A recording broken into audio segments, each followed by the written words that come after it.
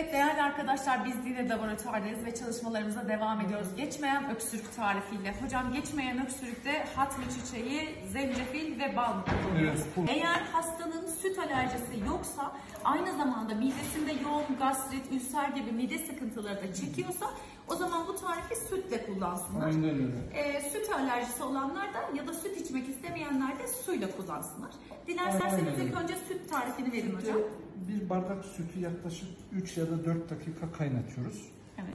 4-5 adet de olabilir. Hatmi çiçeği. Raf ömrü 1 yıl olacak şekilde hatmi çiçeğini ekliyoruz. Kısık ateşte 3 ya da 4 dakika kaynayacak.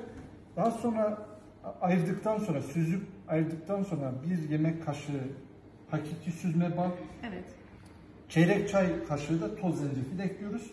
Ve bunu sabah, öğlen, akşam şeklinde içiyoruz. Evet. Bu bir 10 gün devam ediyoruz.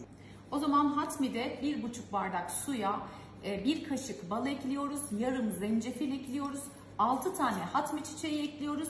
İstersek ağzını kapatıyoruz, demleme usulü bekliyoruz. Eğer kaynatırsak da sadece 1-2 dakika kaynatıp içiyoruz.